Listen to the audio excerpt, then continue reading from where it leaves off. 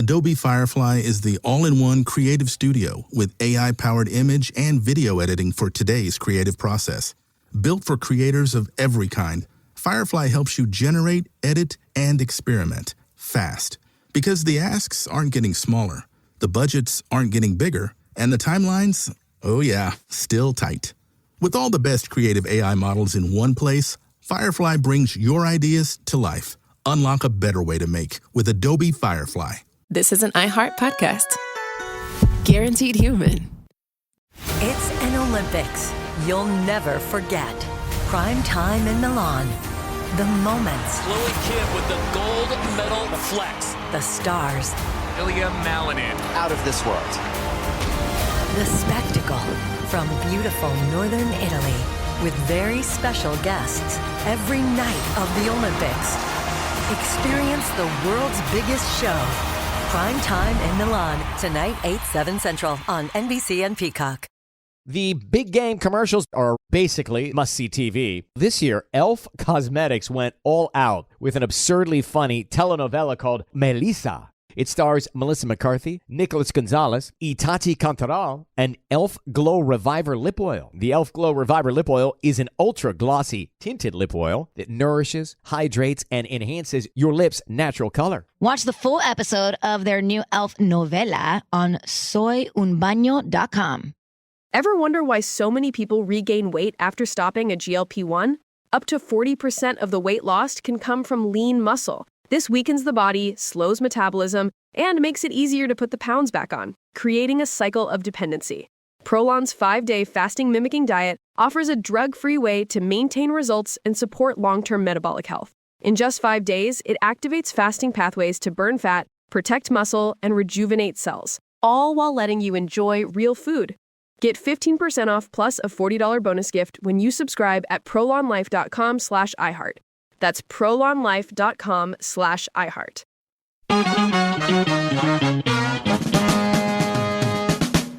Welcome to The Middle. I'm Jeremy Hobson, along here with our house DJ Tolliver. Hi, Tolliver. Hey, Jeremy. So great to be here. Hey, we've got new listeners this week. We have new listeners again this week. And WVIK in the Quad Cities on the Mississippi River. Those Quad Cities, Moline, Davenport, Bettendorf, and Rock Island.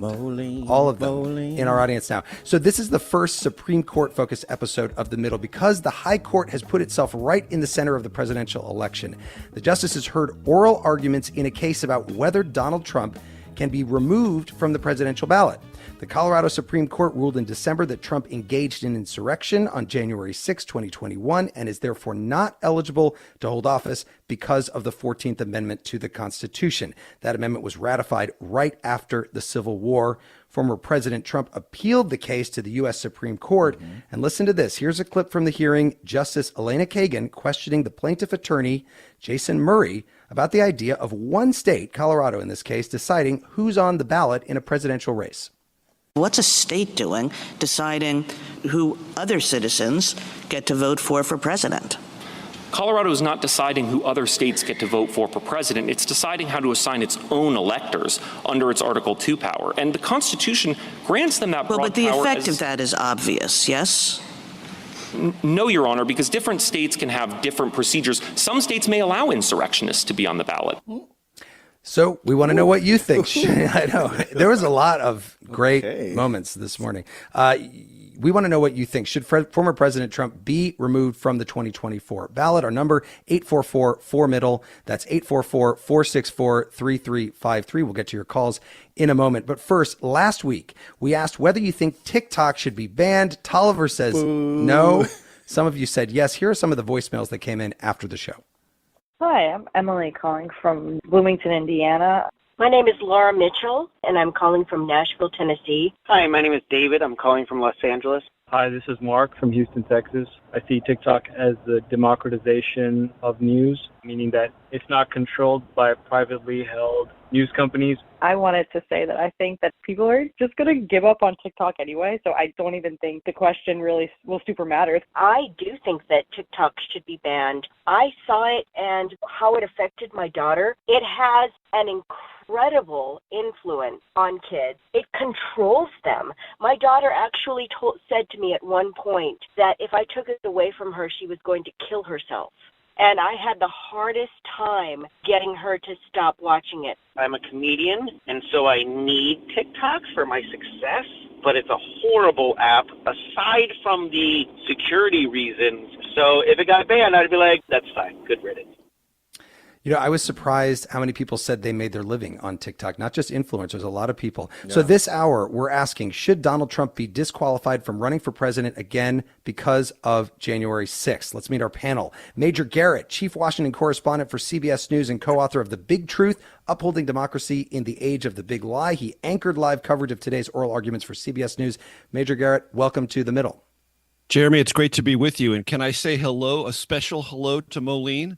Yeah, that's the one of the Quad Cities that you want to say hello to. Okay. I want to say a special hello to Moline, my sainted mother, who died in 2014, was born and raised in Moline, Illinois. Wow. And today would have, if she was still with us, it would have been her 91st birthday today, wow. February 8th. Amazing. So everyone in Moline, I love you. All right, well, let's meet our other panel guest, Vikram Amar, professor of law at University of California, Davis, and former dean of the University of Illinois College of Law. He joins us from the Middle World Headquarters in Urbana, Illinois. Vikram Amar, welcome to The Middle. Thank you for having me, and love the place. So I'm with Major on that one. Okay. All right. We got that out of the way. Let me ask you, before we get to the phones, and they are lighting up right now, but Major Garrett, there are a lot of people on both sides of the political spectrum who don't think for 1 second that this Supreme Court is going to rule against Donald Trump on this. In fact, after the oral arguments, it looks like even maybe some of the liberal members of the court might rule in Trump's favor. Is there any suspense from your point of view? Not really. As you mentioned, I anchored all of our coverage on CBS News streaming today. We had several legal experts on. I talked to lawyers later on today about this who listened to the arguments in totality. And what they detected was an emerging consensus on the court to not uphold the Colorado Supreme Court decision to take former President Trump off the primary ballot in Colorado. And not necessarily on pure constitutional grounds, although there was some reason to cite the Constitution in order to get there. There was a much greater consensus that emerged through questioning of all the various attorneys before the court about the practical difficulties that would ensue, that would follow, if in fact the Supreme Court said, yes, Colorado. There was a trial. And the trial proceeding led the Supreme Court of Colorado to conclude on a 4-3 vote that former President Trump engaged in insurrection and therefore was disqualified under the 14th Amendment, Section 3. The emerging consensus through the questions was, that is going to create confusion, doubts, and practical difficulties for an already fraught political space in 2024. And you could tell that the Supreme Court simply did not want to be the arbiter that set those difficulties, practical and otherwise, in motion. Vic Amar, you actually co-authored a friend of the court brief in this case. You think this is pretty clear cut that the 14th Amendment is applicable here. Do you think there's a question about which way the court will go? Well, it's sometimes dicey to predict outcomes based on oral argument, but I think I agree with Garrett from everything that I've read. I didn't listen to the entire argument yet. I was teaching a class this morning. But it seems that there are a majority of justices who want to coalesce around some arguments. They're not necessarily the best analytic or historical arguments, but they seem to have some traction at the court. I want to go back to the first clip that you aired, though, because I think that's where the court is off on the wrong foot. Justice Kagan was wrong, and the lawyer for the challengers was right, that this case is not about what is going to happen in every state. It's about what Colorado is allowed to do. Just because Colorado can decide to exclude someone from the ballot doesn't mean other states have to reach that same conclusion. I would have put it a little differently than the lawyer. I wouldn't have said other states can allow insurrectionists. I would have said other states can have different processes for determining whether someone is an insurrectionist and come out differently on that question.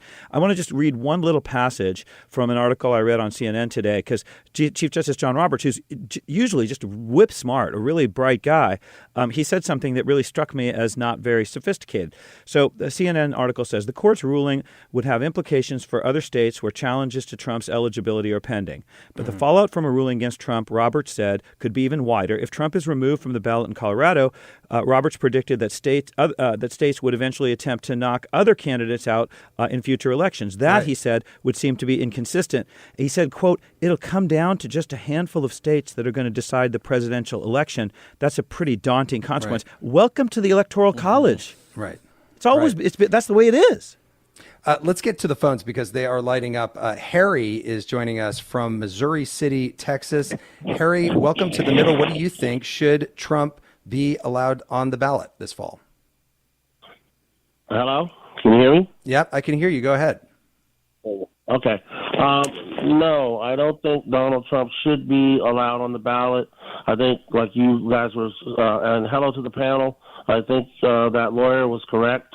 I think Elaine Kagan was wrong. I think Kagan, Alito, Thomas, Kavanaugh, Gorsuch, and Roberts will probably vote to keep him on the ballot because he put three of those people there and they feel that they have an allegiance to him and they like his conservative views and they want him back in the White House. Those other three liberals, I think they'll probably do the right thing. They'll look at the fact that he violated the Constitution, he caused an insurrection, and as the 14th Amendment clearly states, when you violate the Constitution and you cause an insurrection, you should not be allowed to hold office again. And I just think Kagan would have just looked for any other excuse if, say, all the other states in our beautiful country decided that he should be taken off the ballot. She would have still said that, well, I don't think the states should be deciding who should run for president because her allegiance is to Donald Trump. And it doesn't matter what he did. Those conservatives feel that he can do no wrong. Their allegiance is to him. And then I just don't know if I trust them to do the right thing and follow the constitutional law. Well, and just to remind our listeners, Elena Kagan was actually nominated by President Obama. But Major Garrett, what about what Harry just brought up there, that three of the justices on the court, Gorsuch, Kavanaugh, and who am I forgetting? Amy Coney Barrett. And Amy Coney Barrett, all were nominated by Donald Trump, whose future is at stake here. Yes, absolutely. And in a couple of instances, it was noteworthy during oral arguments that Associate Justice Gorsuch, Associate Justice Kavanaugh, and to a lesser extent, Associate Justice Barrett asked what I think some might regard as leading questions of the former president's main attorney, John Mitchell, questions that went along the lines of, well, this and this and this, don't you agree? Or isn't that a problematic thing from your point of view? And the Trump attorney was like, yes, you're right, Justice so-and-so. So there was that atmospheric that played along. But look, to the caller's point, I would just say, look at the transcript or listen to the recording of the oral arguments. Justice Ketanji Brown Jackson asked questions that were sympathetic to some of the orientations of John Mitchell, the former president's attorney, as did Sonia Sotomayor. It was not one of these instances where there was one lone dissident, quote unquote, liberal justice siding or at least sympathizing intellectually or constitutionally with the former president's attorney's arguments. You know, Tolliver, a lot of people have been bringing up another Supreme Court case involving a presidential election, one that happened back in the year 2000. I remember it well. I was a freshman in high school when the Supreme Court heard Bush v. Gore. While votes were still being counted in Florida, the justices essentially delivered the election to George W. Bush. Here's former Vice President Al Gore conceding the election after the ruling. Let there be no doubt. While I strongly disagree with the court's decision, I accept it. I accept the finality of this outcome, which will be ratified next Monday in the Electoral College. And tonight, for the sake of our unity as a people and the strength of our democracy, I offer my concession. A concession, by the way, is one thing that Donald Trump has yet to offer since he lost the election in 2020. Spicy. We will be right back with more of The Middle. It's an Olympics you'll never forget. Prime time in Milan. The moments. Chloe Kim with the gold medal flex. The stars. Ilya Malinin. Out of this world. The spectacle from beautiful northern Italy. with very special guests every night of the Olympics. Experience the world's biggest show. Prime time in Milan, tonight 8/7 Central on NBC and Peacock. Welcome to the A Building. I'm Hans Charles. I'm Menelik Lumumba. It's 1969. Malcolm X and Martin Luther King Jr. had both been assassinated, and Black America was at a breaking point. Rioting and protests broke out on an unprecedented scale. In Atlanta, Georgia, at Martin's alma mater, Morehouse College, the students had their own protest. It featured two prominent figures in Black history, Martin Luther King Sr. and a young student, Samuel L. Jackson. To be in what we really thought was a revolution. I mean, people were dying. 1968, the murder of Dr. King, which traumatized everyone. The FBI had a role in the murder of a Black Panther leader in Chicago. This story is about protest. It echoes in today's world far more than it should, and it will blow your mind. Listen to the A Building on the iHeartRadio app, Apple Podcasts, or wherever you get your podcasts. This is Ryder Strong, and I have a new podcast called The Red Weather. It was many and many a year ago in a kingdom by the sea. In 1995, my neighbor, Anna Trainer, disappeared from a commune. It was hard to wrap your head around. It was nature and trees and praying and drugs. So no, I am not your guru. And back then, I lied to my parents, I lied to police, I lied to everybody. There were years, Ryder, where I could not say your name. I've decided to go back to my hometown in Northern California, interview my friends, family, talk to police, journalists, whomever I can, to try to find out what actually happened. Isn't it a little bit weird that they obsess over hippies in the woods and not the obvious boyfriend? They have had this case for 30 years. I'll teach you sons of to come around here and my wife. Boom, boom. This is The Red Weather. Listen to The Red Weather on the iHeartRadio app, Apple Podcasts, or wherever you get your podcasts. This is The Middle. I'm Jeremy Hobson. If you're just tuning in, The Middle is a national call-in show. We're focused on elevating voices from the middle, geographically, politically, and philosophically, or maybe you just want to meet in the middle. This hour, we're asking, do you think Donald Trump should be removed from the 2024 presidential ballot? Whether you do or you don't, we want to hear from you. Absolutely. Give us a call right now at 8444-MIDDLE. That's 844-464-3353. You can also write to us at listentothemiddle.com or on social media. I'm joined by Major Garrett, Chief Washington Correspondent for CBS News, and Vikram, Amar, a constitutional scholar and professor of law at UC Davis. Before we get back to the phones, Major Garrett, how much do you think the Supreme Court thinks about what the public reaction would be if they were to rule one way or the other? I can't give you a definitive answer on that, but I can glean inferences, I think, fairly from the oral arguments, and it was a consideration, not the preeminent consideration, but clearly the court was asking questions about how the country at large would not only deal with the possibility of affirming Colorado's decision, therefore signaling to other states that you are green-lighted to make similar appraisals of Donald Trump's qualifications on your own ballot, but they wanted to, through their questioning, try to have everyone grapple with not only the, from their point of view, chaos or instability or uncertainty that would sow, but also related to that, the blowback that would fall upon the Supreme Court. Now, of course, as our distinguished professor knows, that's not supposed to be a leading or even near leading consideration for the court. It should be what the Constitution says, what precedent applies, and what any other facts of the case assert. Right. What about that, Vikram, Amar? I mean, how much can the court think about politics and about public reaction to their decisions? Well, you know, the court, it is said, lacks the power of the purse and the power of the sword. So its influence is based on the people's acceptance of its rulings. So it's only natural that over time the court tries to preserve its political capital, so to speak. That doesn't mean that justices should ever act in a truly partisan way. But I want to go back. You know, Tolliver invoked Bush versus Gore, I think, quite rightly.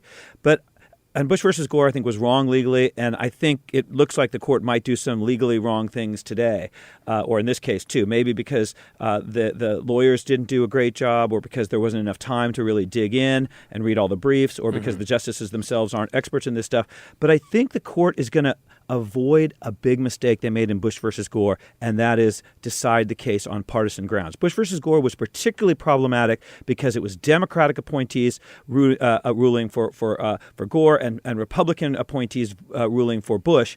It seems, as Major pointed out, that there's going to be consensus, and you, Jeremy, pointed out, across the partisan aisle, which is at least better in that important respect. Let's get to the phones, and Ryan is with us from Philadelphia. Ryan, go ahead. Welcome to the middle. Hi, thanks for having me on. Yeah, I would just like to say, first off, I agree with the general that I think the court should be focusing more on the legality rather than the effect of whether he should be on the ballot. But I think I personally would like to see a criminal trial regarding the treason, if that's going to be a reason to disqualify him from the ballot. I know we had the impeachment trial and everything, but those are inherently very politically motivated in terms of the ruling. So I think and now that the ruling came down that he has to be tried as citizen Trump, that he doesn't have that natural immunity from being president, I think it's worth maybe trying to do a criminal trial and then possibly disqualifying him if he's found guilty criminally. Ryan, thanks for that call, and thanks for promoting Major to General. By the way, Major is his name. Yes, lifelong Major, Major in name only. Right. Yes. Okay, but Major Garrett, what about that? That was actually one of the things I thought would come up in the oral arguments, and it really didn't. Which is, it did not. Doesn't the president have to get on trial in order for this to exactly? Anyone who tuned in this morning saying, "Oh, there's going to be a meaty argument over the insurrection definition by the Supreme Court. I can't wait." Well, you'll be sorely disappointed. They barely touched it. Because I think that's deep and turbulent, very choppy waters. And the Supreme Court clearly, across ideological lines, simply did not want to go there. What is interesting contextually around that, former President Trump has not been charged with insurrection. None of the defendants charged in January 6th offenses have been charged with insurrection. Some have been charged with seditious conspiracy, and the federal code one rung below insurrection. There was incitement to insurrection in the impeachment proceedings. The House impeached, the Senate did not convict. And in that general context, you can see how the Supreme Court would say, well, this is not a settled matter. It doesn't fall squarely in the Article 2 category of what states can do to assign or decide eligibility. It's not like what's your age, where is your place of birth, standard eligibility criterion that states manage and monitor on a regular basis. Insurrection, what is it? Has there been a trial? Was there due process? Was there a conviction? These are unanswered questions, and therefore I think the court, acknowledging that quietly, did not go there. But that is the context around whether or not there is a definitive conclusion as to whether or not the former president was an insurrectionist on that day. Lots of Americans watching that day play out on live television and remembering it vividly have decided for themselves, but that's not the same as a court of law. Let's go to Marge, who is in Conway, Arkansas. Marge, welcome to the middle. What do you think? Should Trump be allowed on the ballot? Thank you. Well, I want him off of there, and yet I can hear the arguments too. I heard the oral arguments this morning. This won't sound, y'all are so brilliant, and I'm just a humble person. I worked in behavioral health for a lot of years, and I'm retired. Anyway, I just think he's so dangerous, and we knew, a lot of us figured he was a criminal before he got in office. Anyway, I think we need to do whatever we can to stop him. And I like the ideas the guy talked about treason. I just think we're just so way behind on this, and I'll take my comments off so I can hear other people. Okay, Marge, thank you very much for that call.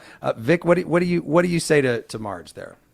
Well, I first of all like that she is open-minded and wants to credit the arguments on the other side.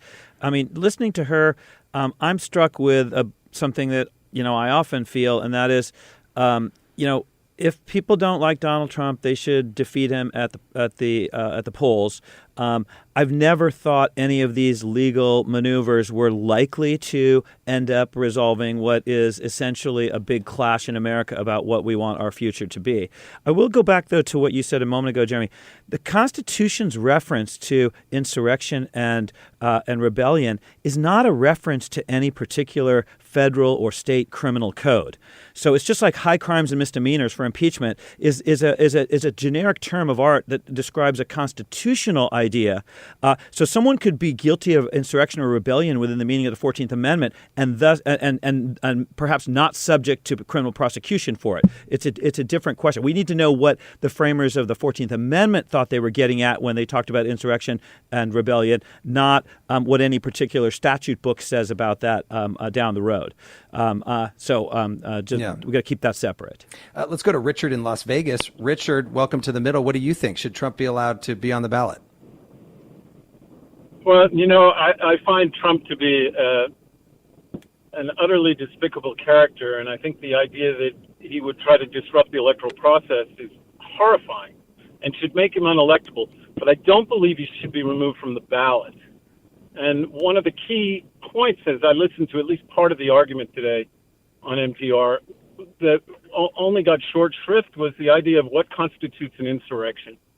And I think that, the fear I have is if this constitutes an insurrection, did, for example, protests during the Vietnam War in which the legislative process in various places may have been disrupted, does that constitute an insurrection?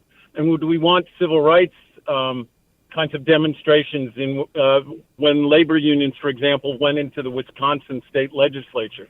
If they did the same thing with Congress, would that constitute an insurrection which would disqualify people from running for office?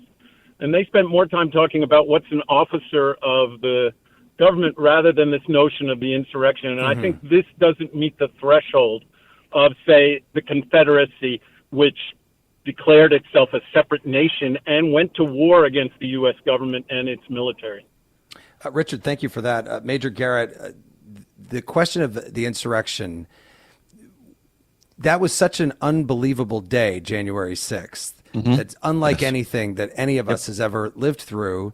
But I did hear the justices, I think it was Justice Roberts today, saying, well, if we say this was an insurrection, then somebody could say in a couple of years, though, this is an insurrection too, and so this person's not allowed on the ballot. What do you think? Well, one thing I think is important that emerged from the oral arguments in the larger context of what January 6th was or wasn't. Former President Trump calls it a beautiful day. He said people who have been charged and convicted or who have pled, who are still serving sentences, are hostages. Right.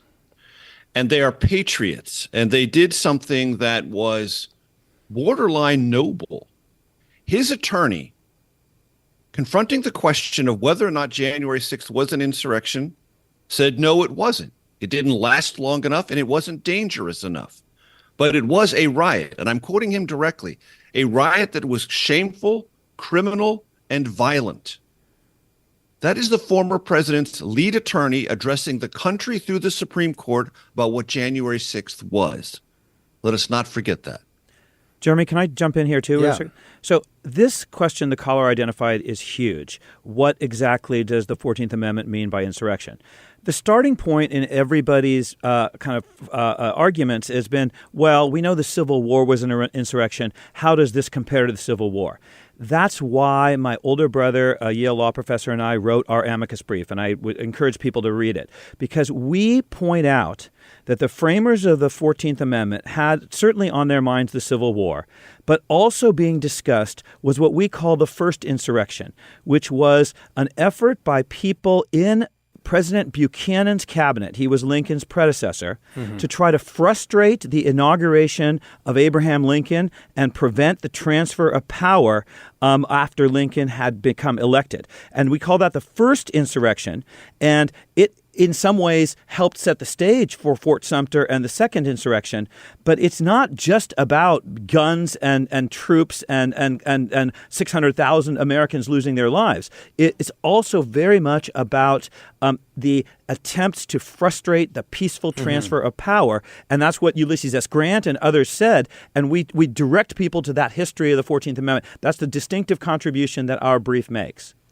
And people, of course, can go online and Google that and read it. Let's get to Adrian in Tallahassee, Florida. Adrian, go ahead. What do you think? Well, so guys, what I'll say is this. I'm a former lobbyist that is now a lawyer. So I grew up in politics. My family had a lobbying firm.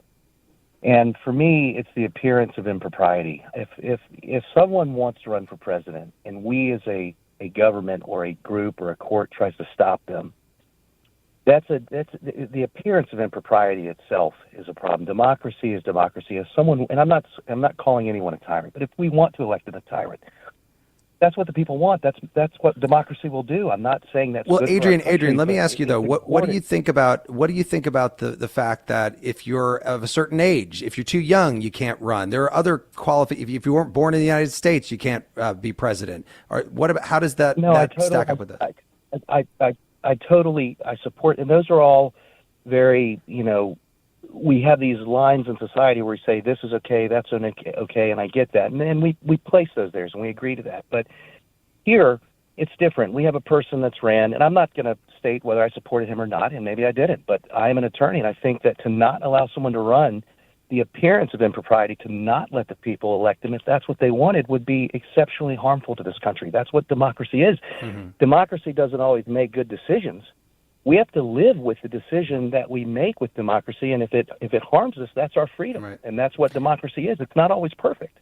So yeah. I understand what the justices are hearing. I understand what the issue is, but I think to not allow someone to run would be dangerous. Right. I mean, that would be what another country would do. That's what recently you saw Putin did not allow. Right. We've got it. We've got it, Adrian. Let me take that to Major Garrett and see what he has to say about that. To not allow somebody to run is wrong, says Adrian. Well, I will tell Adrian that when I was in Iowa for the Iowa caucuses and in New Hampshire for the New Hampshire primary, I encountered Republicans who quite clearly felt that way, but I also encountered Democrats who were queasy about this idea of taking former President Trump's name off of any ballot. They were more comfortable, and it might have just been a visceral thing. It wasn't a constitutional law conversation we had. They were just expressing what I think for them was a either foundational or near foundational sense that the better way to deal with this is through the political process and not have the legal process, whether through the Supreme Court or some other means, interpose itself. But Jeremy, let me go back because you made an important point. A natural-born citizen is a term in the Constitution. Justice Neil Gorsuch, when he was a judge on the 10th Circuit, upheld Colorado's ability to exclude someone from the presidential ballot who was not a natural-born citizen. The question is whether Section 3 of the 14th Amendment applies. If it does, it's no different than age or citizenship.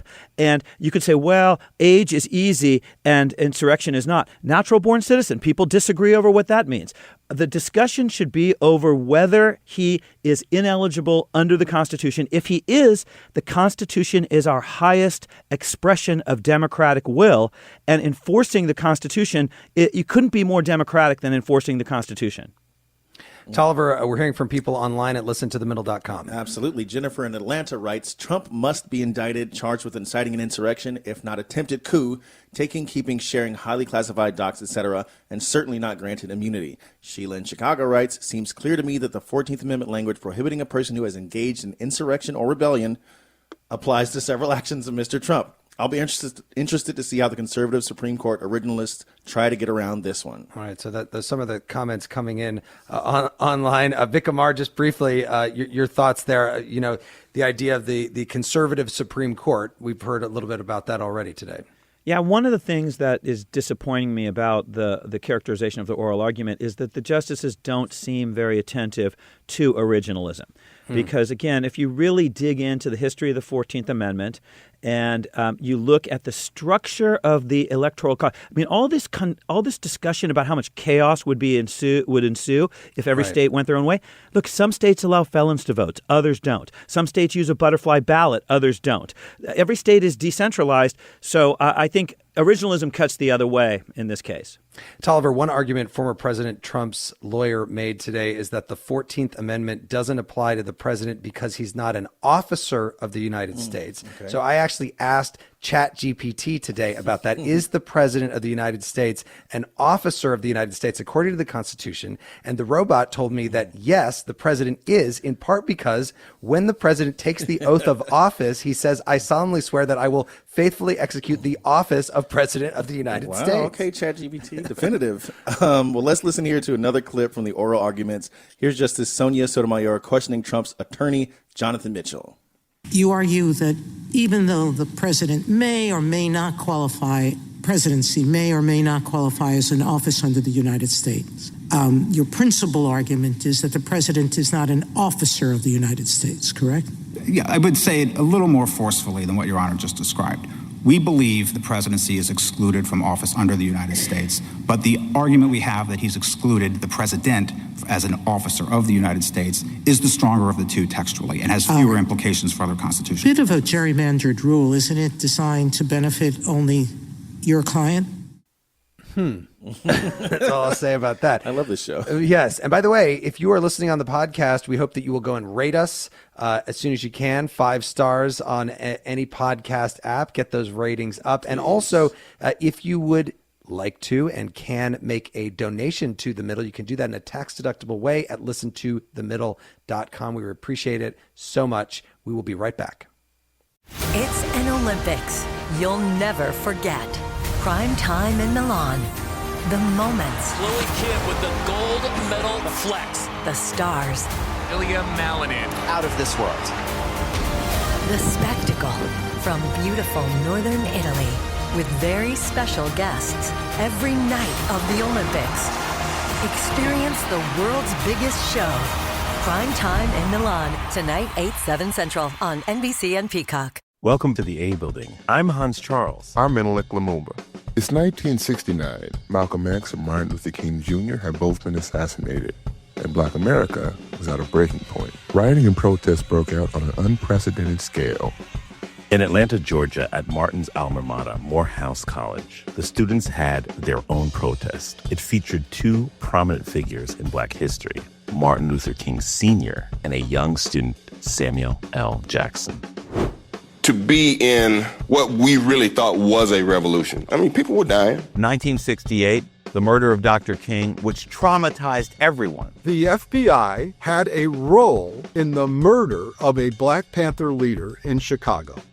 This story is about protest. It echoes in today's world far more than it should, and it will blow your mind. Listen to the A Building on the iHeartRadio app, Apple Podcasts, or wherever you get your podcasts. This is Ryder Strong, and I have a new podcast called The Red Weather. It was many and many a year ago in a kingdom by the sea. In 1995, my neighbor, Anna Trainer, disappeared from a commune. It was hard to wrap your head around. It was nature and trees and praying and drugs. So no, I am not your guru. And back then, I lied to my parents, I lied to police, I lied to everybody. There were years, Ryder, where I could not say your name. I've decided to go back to my hometown in Northern California, interview my friends, family, talk to police, journalists, whomever I can, to try to find out what actually happened. Isn't it a little bit weird that they obsess over hippies in the woods and not the obvious boyfriend? They have had this case for 30 years. I'll teach you sons of to come around here and my wife. Boom, boom. This is The Red Weather. Listen to The Red Weather on the iHeartRadio app, Apple Podcasts, or wherever you get your podcasts. This is The Middle. I'm Jeremy Hobson. If you're just joining us, we're asking whether you think Donald Trump should be ruled ineligible to run for president again because of the 14th Amendment to the Constitution, which says essentially anyone who engages in insurrection can't hold office. Call us at 844-4MIDDLE. That's 844-464-3353. Our guests are Major Garrett, Chief Washington Correspondent for CBS News, and Vikram, Amar, Professor of Law at UC Davis. We've got a lot of calls coming in. Let's get to them. Kate is in Western Wisconsin. Kate, go ahead. Welcome to The Middle. Hi. Thank you for taking my call. Absolutely. I wanted to just voice my opinion because I am a city clerk in the state of Wisconsin, and I'm responsible for administering our local elections within my municipality. And I am quite honestly terrified about what's coming as we lead up to the months in November. And I don't honestly know if it would be a better scenario for Trump to be on the ballot in order to avoid some sort of mass violence blowback, or if we really stand our ground as a country and say that what he has done is criminal and he is not fit to be our president and lead our country. Kate, I have a very Well, I have a very mixed opinion about it. I hear you. You're torn. And Major Garrett, I'm sure there are a lot of torn voters out there who would say, I believe this, but I'm worried about that.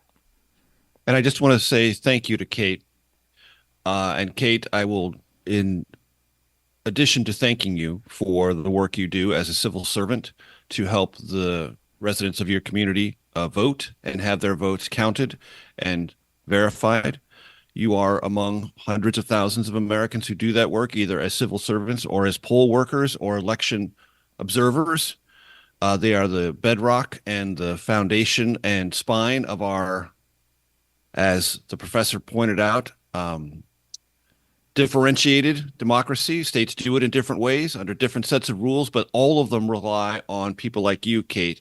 And I understand your anxiety. I understand your fear. My book, The Big Truth, Upholding Democracy in the Age of the Big Lie, is a love letter in many respects to those who do the work you do. It is to say that we are living in a time that should not be tolerable, where people who do this work on behalf of the furtherance of our democracy live in fear on a day-to-day basis.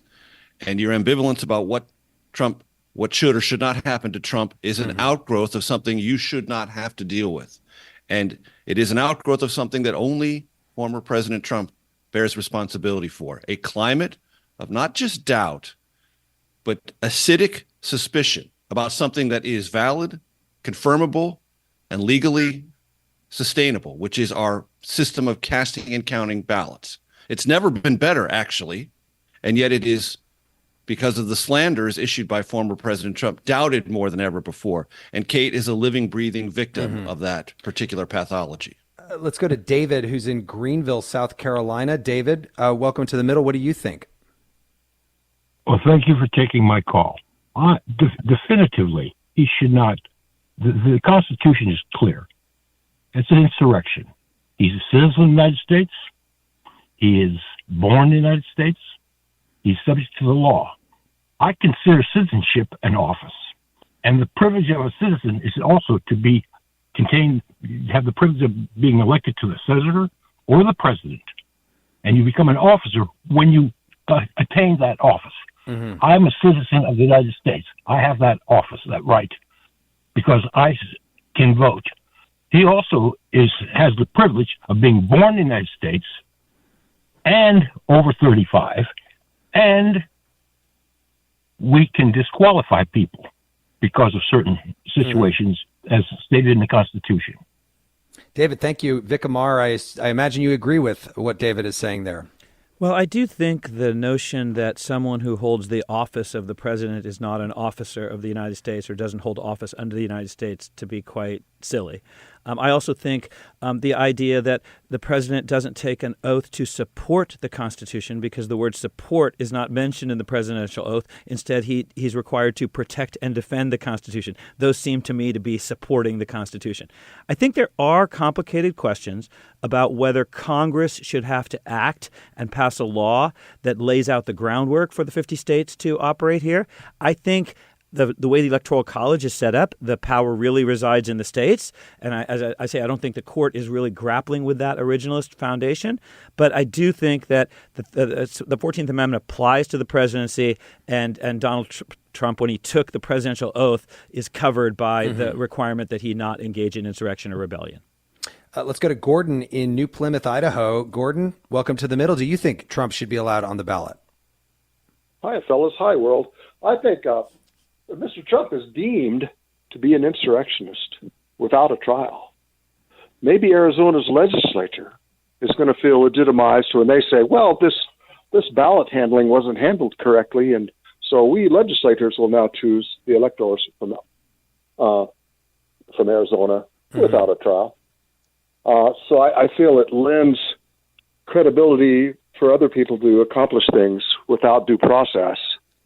And I think maybe you could comment on that. Is that a big danger? Has Arizona legislature really got themselves set up to say, just according to rumor, there's a lot of trouble in this election here. I think the legislators better take it over, Yeah. Is that what's going on? Gordon, you bring up a very good question there, which is, if you've got 50 states doing 50 different things, does the court process in Colorado, is it up to the standards of what we would want to affect a national election? Major Garrett, this was actually brought up in the oral arguments today by some of the justices. They're worried about, everything that went into that trial in Colorado, and can they rely on that?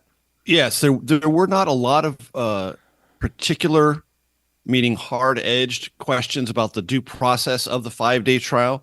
Clearly, the lawyer representing the state of Colorado offered a fulsome defense of that trial, saying all the due process rights of former President Trump and his attorneys were respected.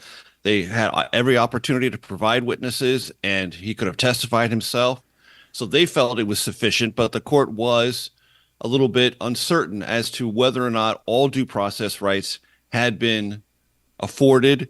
If the testimony of one sociologist about the speech patterns of the former then president on January 6th, 2021 were indicative of and should be read broadly as insurrectionist-like.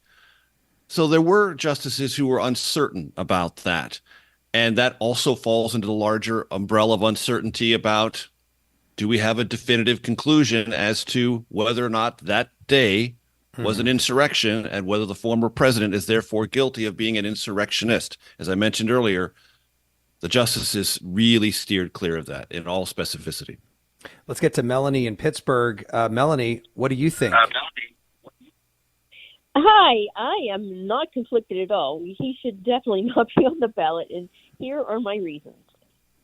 First of all, Justice Kavanaugh talked about letting the people decide, when in fact Mr. Trump's very goal in not recognizing the results of the 2020 election was to make sure that 80 million of us didn't decide who was president. So I'm not real concerned about giving him his due. Justice Kagan talked about a single state not being able to decide who wins the election, but right now electors can win by a slim majority in the Electoral College and that candidate can be awarded the electoral votes, and that might decide the election, and yet that's okay.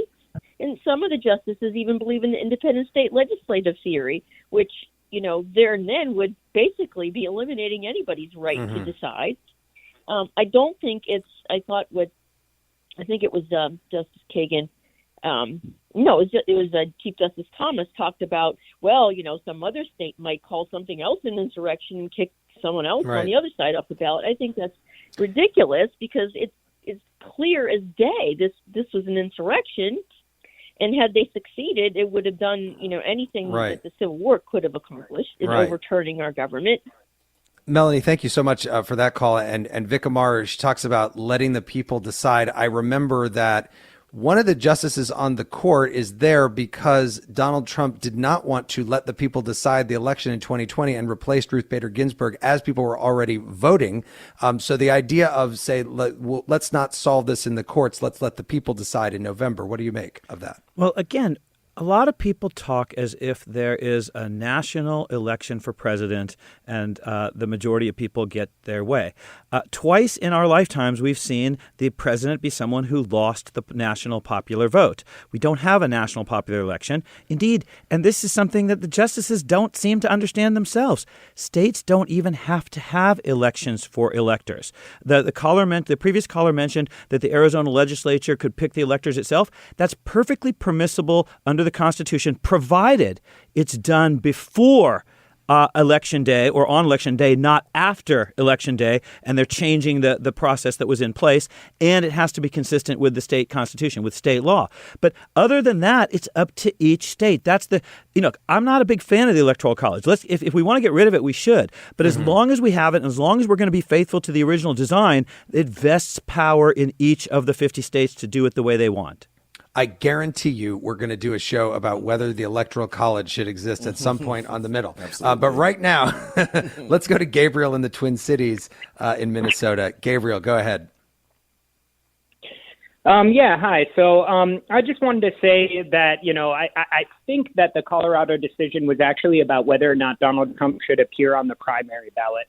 Personally, I don't think that a civic institution or a public institution like the Colorado Supreme Court should determine whether or not Donald Trump should appear on the primary ballot. Personally, I'm conflicted about whether or not he should appear on the general election ballot. But I think probably it's best that we determine this at the ballot box. The other thing that I wanted to mention is it's really concerning to me. One of your previous callers mentioned that Elena Kagan owes her allegiance to Donald Trump. Another one of your callers said that the Chief Justice is actually Thomas, not Roberts. To me, that sort of is indicative of how people don't pay attention. Okay. Confirmation yes. Gabriel, bias I want to give. yeah. Yes, I hear you. I do want to give our listeners a little credit. It is a little bit difficult sometimes to keep track of all the names as you're talking about. The Supreme Court justices, by the way, they're not televised. The only reason we have audio today is because this was a particularly important case. But Major Garrett, what about those comments? And do you give listeners a little credit if they don't remember all the justices' titles? And I do indeed. Come on, Jeremy, talking to you makes people nervous. Come on, It's not me. They know Tolliver's going to fly spec everything on him, man. I forgot Amy Coney Barrett for a second there earlier in the show. True. So did I. But to Gabriel's underlying point, I think it's worth studying for a second. And I was surprised that the justices didn't even dig into this even a little bit. Because a primary is different than a general election. A primary is a party construct. Okay. Now, in Colorado, they have a law that's basically like, yes, okay, it's a party construct, but it has inferences and direct consequences for the general. So they felt, that is to say, the Colorado Supreme Court, under state law, that they had permission to evaluate this. Several other states have held this whole question in abeyance because they've decided primaries are party matters. They are not state matters. And when the general election comes along, absent a Supreme Court ruling, that clarifies this for once and forever, or maybe just for this election, we'll see, they might step back into it. So it's not an insignificant point that Gabriel raises, but the Supreme Court didn't spend even 5 seconds on that today, which surprised me.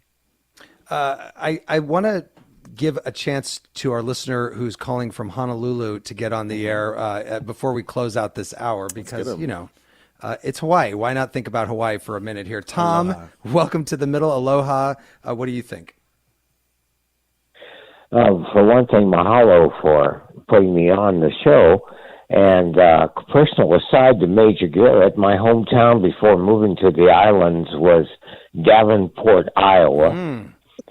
And the one thing that I have not seen you enjoy the upgrade, I was I'm only guessing. pre-law when I was in school, but I don't think that Donald Trump was an insurrectionist. I think he was an instigator, and as part of his instigation, which resulted in the deaths of 3 human beings, including a Capitol cop, I really think that Donald Trump, if he faces any charges, should be charged with felicitation of homicide because he caused the people to show up at the Capitol and 3 people died. So he had something to do by way of felicitation of the homicide that took place.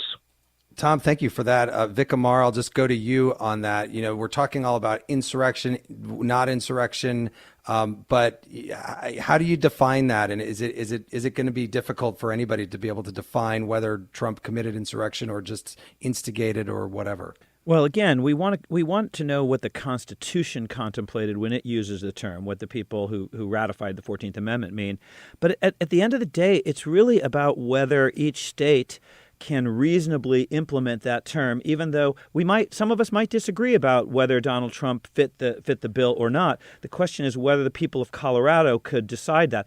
Remember, if Colorado did not exclude Donald Trump based on Section 3, but they just said as a matter of state law, under Colorado law, we don't want someone on our ballot who did X, whether it's insurrection or not, that's permissible under the Electoral College because they don't have to have an election in the first place. They could pick the electors any way they want as long as they're not discriminating on the basis of race or religion or the like.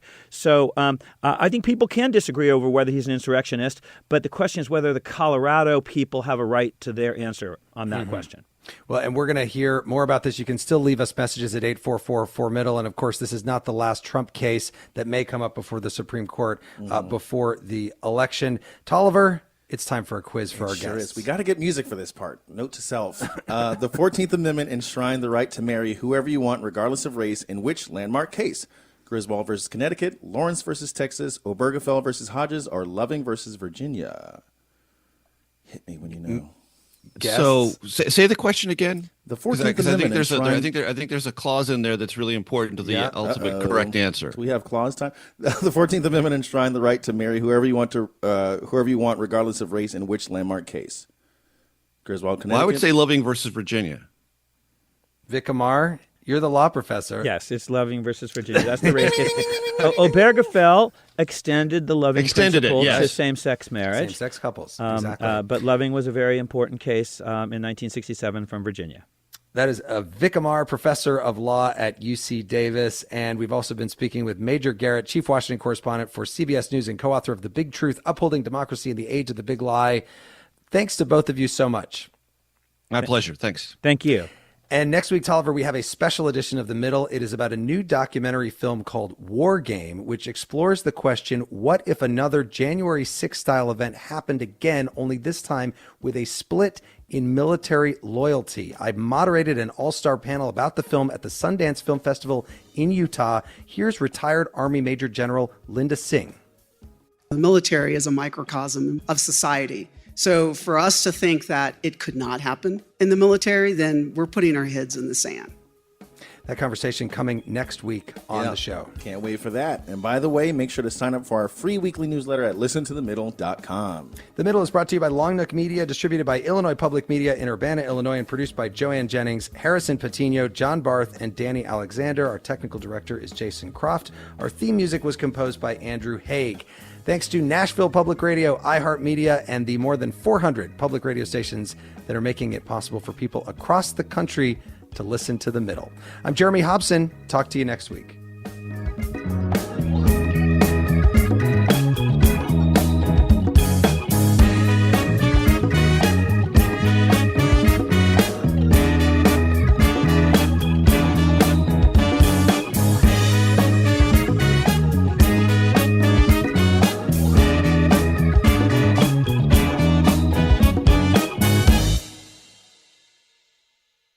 Over the last couple years, didn't we learn that the folding chair was invented by Black people because of what happened in Alabama? The Montgomery Brawl. This Black History Month, the podcast Selective Ignorance with Mandy B unpacks Black history and culture with comedy, clarity, and conversations that shake the status quo. The Crown Act in New York was signed in July of 2019, and that is a bill that was passed to prohibit discrimination based on hairstyles associated with race. To hear this and more, listen to Selective Ignorance with Mandy B from the Black Effect Podcast Network on the iHeartRadio app, Apple Podcasts, or wherever you get your podcasts. 1969. Malcolm and Martin are gone. America is in crisis. And at Morehouse College, the students make their move. These students, including a young Samuel L. Jackson, locked up the members of the Board of Trustees, including Martin Luther King Sr. It's the true story of protest and rebellion in Black American history that you'll never forget. I'm Hans Charles. I'm Menelik Lumumba. Listen to The A Building on the iHeartRadio app, Apple Podcasts, or wherever you get your podcasts. When segregation was a law, one mysterious Black club owner, Charlie Fitzgerald, had his own rules. Segregation in the day, integration at night. It was like stepping in another world. Was he a businessman, a criminal, a hero? Charlie was an example of power. They had to crush him. Charlie's Place, from Atlas Obscura and Visit Myrtle Beach. Listen to Charlie's Place on the iHeartRadio app, Apple Podcasts, or wherever you get your podcasts. This is an iHeart podcast. Guaranteed Human.